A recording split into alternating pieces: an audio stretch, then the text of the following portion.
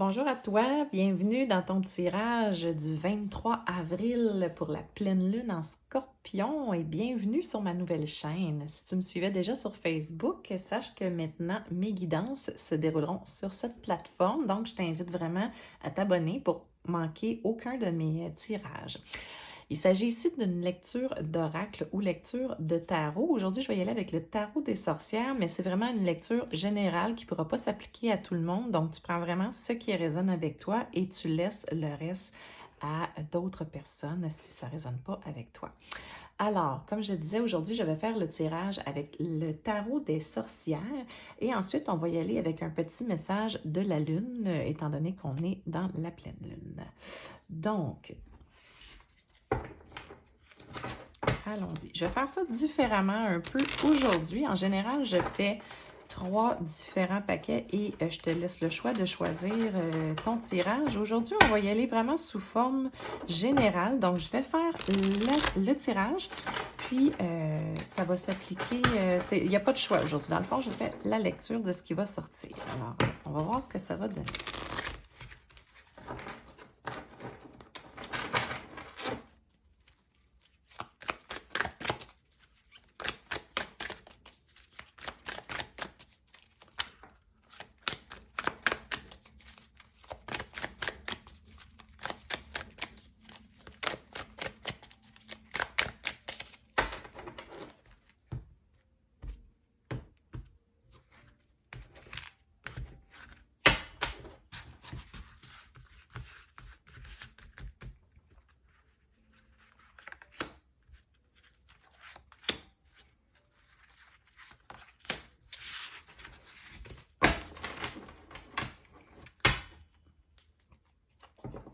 Donc, on a en dos de deck, on a le 9 de Pentacle qui est sorti.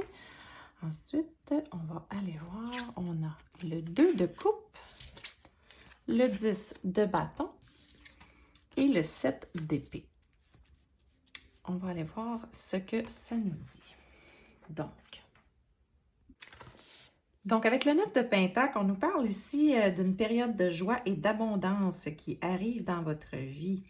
C'est une lame qui représente habituellement une personne élégante, qui réussit, qui est des plus heureuses lorsqu'elle est entourée des belles choses de la nature. Elle symbolise une sorcière qui puise dans l'élément de la terre pour recevoir ses pouvoirs, quel que soit son titre. Sorcière de jardin, sorcière verte ou herboriste, c'est une personne pragmatique qui a le sens des réalités et qui aime la nature, qui constitue et entretient un magnifique foyer et qui cultive un jardin magique. En outre, cette lame représente le partage de la magie et des secrets du jardin avec d'autres. Vous êtes donc invité à vous connecter à la terre et à étudier ses mystères. Le 9 de Pentacle représente aussi la fin des soucis financiers, donc il annonce vraiment une belle période d'abondance, de concentration productive, de confiance en soi et de développement personnel. Ensuite, on va y aller avec le 2 de coupe. Ça représente les relations entre deux personnes. Ça symbolise aussi l'équilibre et l'égalité. On peut parler ici d'une union, que ce soit un partenariat, un mariage. Si ça se glisse dans ce tirage, c'est que ça symbolise peut-être aussi une histoire d'amour, donc une relation amoureuse. Ça peut aussi annoncer des cérémonies, des festivités. On parle ici vraiment d'union. Donc, on peut parler même ici d'une amitié, d'un partenariat d'affaires fructueux et heureux. Donc, peut-être qu'on parle ici d'une abondance en lien avec un partenariat. Si on y va maintenant avec le 10 de bâton.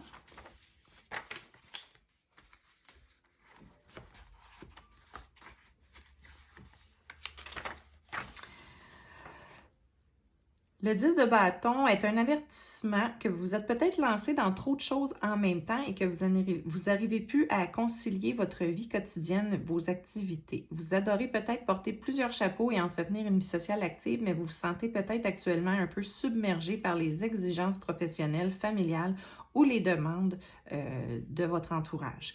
Donc, on parle ici que même si vous aviez des bonnes intentions, peut-être que ça serait bon de prendre un peu de recul puis de regarder qu'est-ce qu'il y en est pour peut-être prendre un peu de recul pour mieux sauter ensuite. Donc, voilà. Et pour ce qui est du 7 d'épée,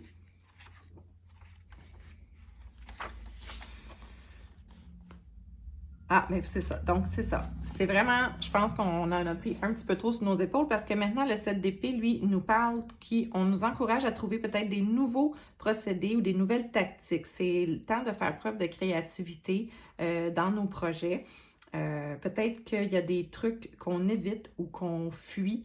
Peut-être qu'il y a des situations qu'on ne veut pas voir. C'est peut-être pour ça qu'on en prend beaucoup.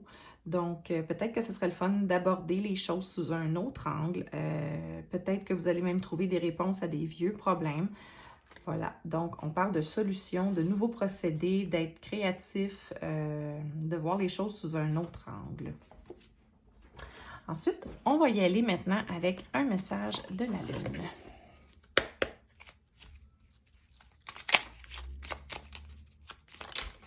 Oh, il y en a 2 qui sont sortis. Alors, on y va.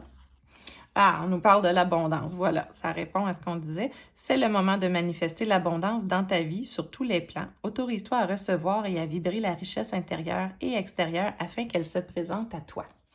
Et enfin, on a la carte de Pluton. Pour pouvoir renaître, il faut d'abord accepter de mourir.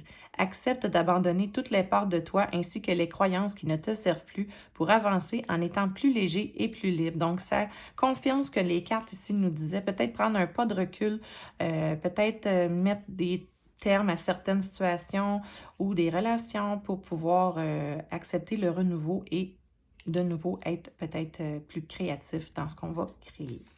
Puis aujourd'hui, j'avais envie de vous faire un petit tirage avec mes runes. On va aller voir, j'en ai pas fait souvent des tirages avec mes runes, on va aller voir ce que ça donne. Donc, je vais en tirer une. Alors, on a la flèche, on va le voir ce que nous dit la flèche.